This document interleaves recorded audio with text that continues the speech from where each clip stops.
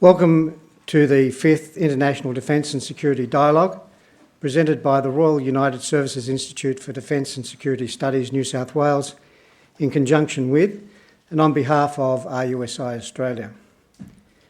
We acknowledge the Gadigal, the traditional custodians of the land on which we meet. RUSI New South Wales initiated a series of international defence and security dialogues in 2011 to enhance its contribution to strategic policy and to raise strategic policy awareness in the community. To date, 4 dialogues have been held. The first focused on the global security outlook. The second, in 2013, focused on the strategic outlook in Australia's immediate neighbourhood. The third, in 2015, examined Australian and Indonesian regional security. And the fourth, deferred due to the move of the Institute's office and library to the Anzac Memorial and further delayed due to COVID, was held in 2023 and looked at the question of managing strategic tensions in the Indo-Pacific region. Today, under the heading Recruit and Retain, Challenges in Sustaining a Defence Force in a Modern Democracy, we focus on the critical issues of recruiting and retention. I wish to acknowledge and extend a special welcome to our official guests and to today's presenters. A very warm welcome to our patron, Her Excellency, the Honourable Margaret Beazley, ACKC. We consider ourselves truly fortunate to have Her Excellency as our patron, and we greatly value the generous support and the genuine interest Her Excellency has always shown in our activities. We're also delighted today to have with us one of our Vice Patrons, Major General Matthew Burr, AM Commander of the 2nd Australian Division. Thank you, sir, for your support.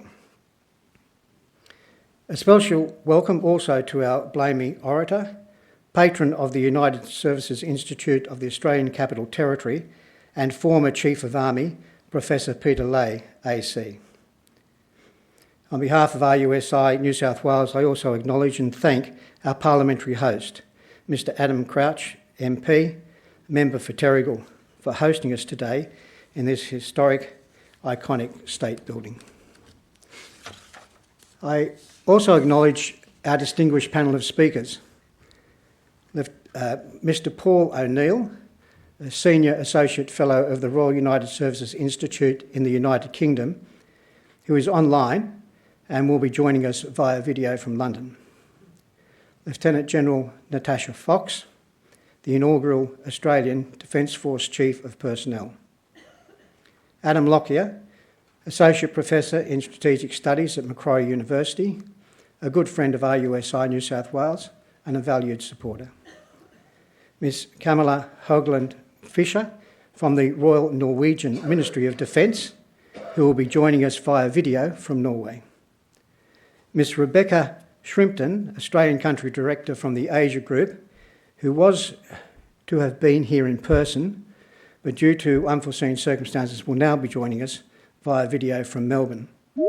And Mr Stephen Cooper, who does not appear on your program, who at short notice has kindly agreed to take Beck Shrimpton's vacant chair on stage in this afternoon's final panel. For those who subscribe to Defence Connect, and there will be many in this room, you will readily recognise Stephen's name as one of Defence Connect's more prolific authors, if not their most prolific author.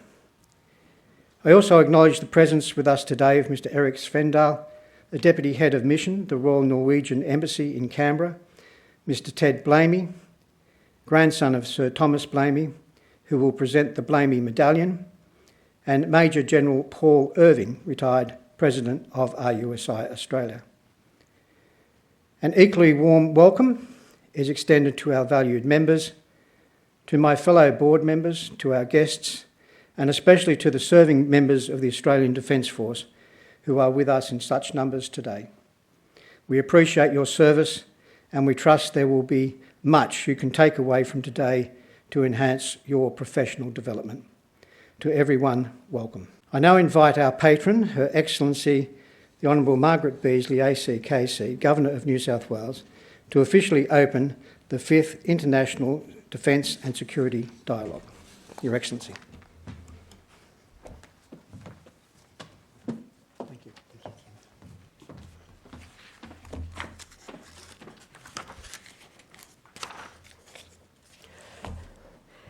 Thank you, Colonel Turner, and welcome to one and all those here in this auditorium and those online.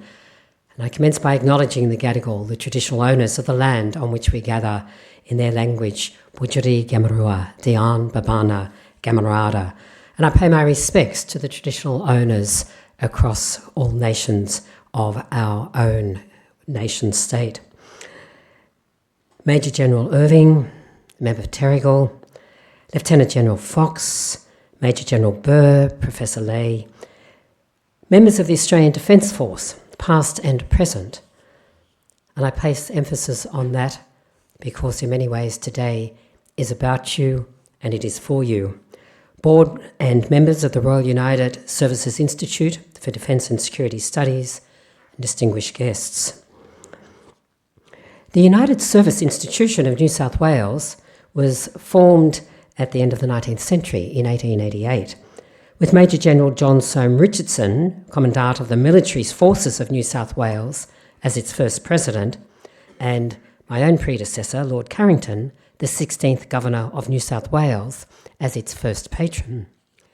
It was inspired by and formed along the lines of the United Service Institution in London, founded by the Duke of Wellington, and a veritable roll call of officers from the Battle of Waterloo in 1831, and with King William IV as patron. As a pioneering defence think tank, to use the modern parlance, it quickly became the primary platform for debates in the field of defence and technological innovation during the 19th century, a primacy it still holds today. Its importance, as well as its ability to keep step with contemporary developments in all things military, is well illustrated by any survey of Australian newspapers of the period. Hence, for instance, in that founding year, in 1888, the many inches of column space in New South Wales newspapers, metropolitan and regional, devoted to reporting on and discussing a recent lecture which was delivered by the Royal United Service Institution members in London, was titled Machine Guns, Their Tactics and Equipment, the Modern Technology of the Time. But back here, home to the New South Wales Institution, Major General Richardson remarked during his inaugural address at a meeting held on the 3rd of January of 1889 that its foundation marked a very important step in the history of the Defence Forces of New South Wales. He also outlined the main object of this new body as being the higher professional education of officers and, as a corollary, the maintenance of the forces in such a state of efficiency and preparation as would, in an emergency, bear the strain of war. That corollary, voiced 136 years ago, bears for all in this room today, I am sure, particular resonance. As primarily a mechanism for professional development of military officers, membership to the United Services Institution of New South Wales was initially restricted to commissioned officers, and the educative aims were proposed to be facilitated through a library containing historical, scientific and professional works, a topographical room with maps, charts and plans, a museum for objects illustrative of the progress of military and naval art among all nations, and the reading of papers and discussion on professional subjects. That library, of course, exists today and really is a national treasure.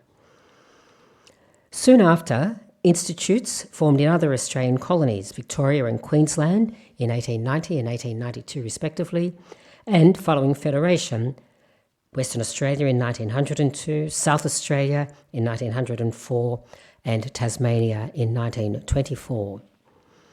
In 1973, these separate state-based United Service institutions federated to form the United Services Institute of Australia, which was granted permission to use the prefix Royal in 1979.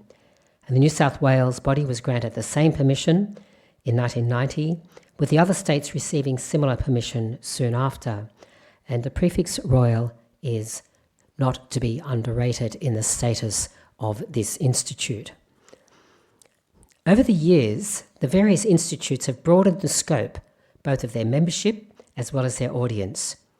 No longer with the aim focused on the provision of professional development for military officers, the institutes now act as independent, apolitical, public education associations, promoting informed debate and public awareness of defence and national security. What has not changed, however, is the emphasis on issues of the day of particular importance to national defence and security. And it was partly with that aim in mind that the series of dialogues commenced in 2011, as Colonel Turner has told us.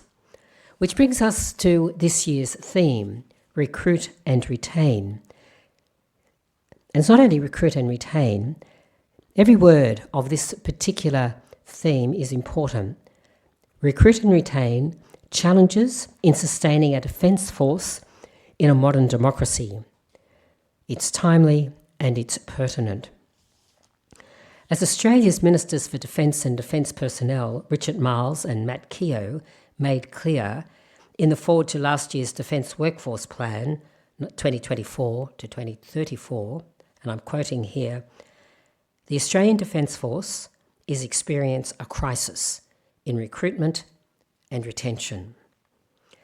According to last year's Defence Annual Report, in the years 2023 to 2024, a total of 5,297 members entered the permanent ADF workforce. Now that marked a drop in recruits of some 247 compared to the previous year, but the intake overall reached only 66% of the 2023-2024 target.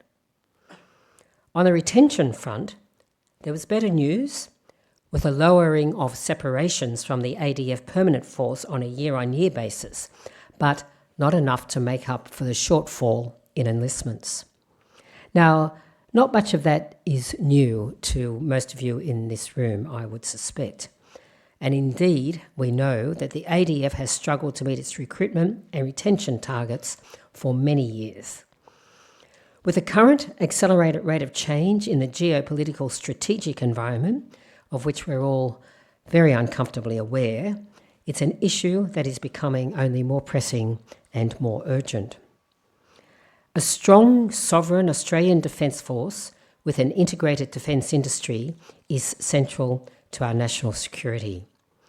Amongst the challenges to recruitment and to retention currently is a highly competitive national labour market and low levels of unemployment. And the ADF is also in a critical catch-up phase following a period of lower levels of recruitment. And I might add here less emphasis during that period on cadets. Now this of course is changing. Cadet numbers are up and there are other initiatives including the gap year and greater support for new recruits, all of which will make a mark but which don't fully answer the need for a more immediate uplift in recruitment. And it's the word immediate which is important. So something has to be done. And may I just add here, in my many, many visits to the schools, two schools over the last 6 years, unless there is a cadet unit, and usually only within the cadet unit, are the students in years 11 and 12 aware of the opportunities available in what is truly a magnificent Australian Defence Force. They simply do not know. And when they talk to me about their ambitions, I ask them, have you thought of studying cybersecurity through the Defence Force? Have you thought of nursing through the Defence Force? And they look at you blankly. I only throw that out there because I think if it doesn't start there, and if that isn't itself considered as a matter of urgency, then the immediate uptake will remain a long, long tail. In outlining the lines of effort required to ensure not only that our Defence Force has enough people to execute the vital responsibilities it is entrusted with, but also that those people have the right skills and capacities to learn, the Defence Workforce Plan has identified 3 aims: to stabilise the number of ADF members before 2026 by bringing the inflow into balance with the outflow of members leaving the permanent force; remediate the necessary depth of ADF members in junior and middle ranks by 2030, especially in the employment categories identified as critical and at risk, and to grow the size of the ADF permanent force to 69,000 by the early 2030s. To do all 3, it states inflow into the permanent ADF workforce must increase from approximately 5,500 per annum to 9,000 per annum over the coming decade. So you've got to double it. That's a challenge. Those numbers in themselves are not big, but a doubling is big. In parallel, the median length of permanent ADF service must increase from around 7 years to around 12 years to achieve that aim. Now, these are bold and they're ambitious goals. Again, as I say, the numbers aren't big, but the percentages are. It's going to require bold but considered transformation of the way we think about recruitment, the way we think about retention, as well as the practical details of how programs are implemented. We are going to have to think about what young people understand about democracy.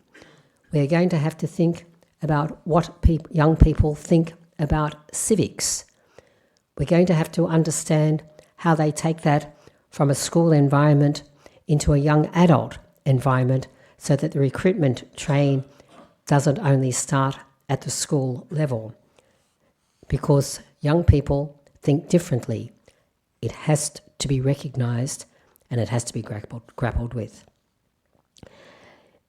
Practical steps are being taken. These include widening the eligibility criteria, improving the processes to enable faster recruiting, and implementing the better retention initiatives. But there is, of course, much to be done. I congratulate the Royal United Services Institute of Australia and New South Wales for co-facilitating today's dialogue on what is one of the vital topics of importance to our national interest. I think recruitment, together with defence industries, are probably at the top of those critical lists. So you are together here. You're going to hear a formidable array of speakers. I'm a mere generalist, to say the least, but you'll have speakers and you'll have panellists, and you'll have also those offering an international perspective. So to everybody today, I offer my warmest thanks for your expertise, your clear-sighted analysis, and the informed discussion, as well as the considered reflection it will undoubtedly provoke. So in my honorary military capacity, may I also say this: having come into this position with no defence background other than the typical father who served in the Second World War, can I say I stand in admiration every single day for the members of our defence forces. You not only perform an important job for our nation, you do so with commitment, dedication, and expertise. You deserve to be honoured, and you are honoured. And with that, it gives me great delight, as patron of the Royal United Services Institute, New South Wales, to formally declare the 5th International Defence and Security Dialogue, Recruit and Retain, Challenges in Sustaining a Defence Force in a Modern Democracy, now officially open. Thank you. Thank you, Your Excellency. As noted in my introductory remarks, under the heading Recruit and Retain, Challenges in Sustaining a Defence Force in a Modern Democracy, we focus on the critical issues of recruiting and retention.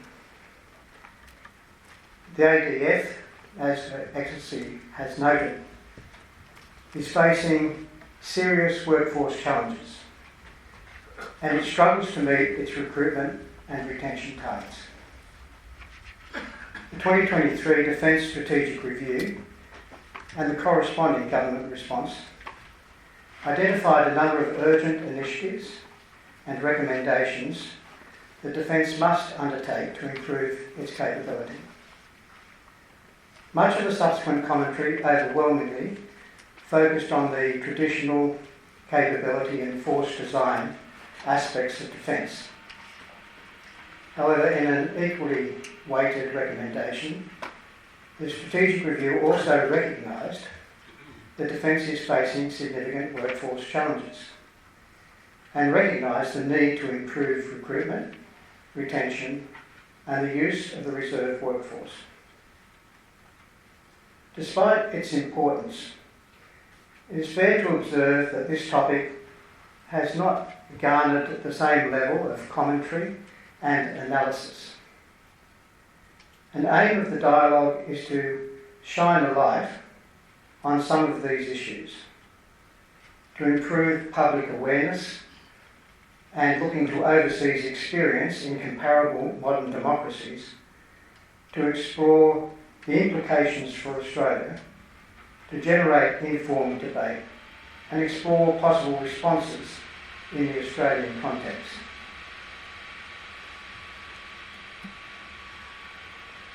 The Beazley oration provides an opportune vehicle to showcase the military issues of the day. It perpetuates the memory of Field Marshal Sir Thomas Albert Beazley, Australia's highest ranking serviceman, who was Commander-in-Chief concurrently of the Australian military forces and the Allied Land Forces Southwest Pacific area from 1942 to 1945.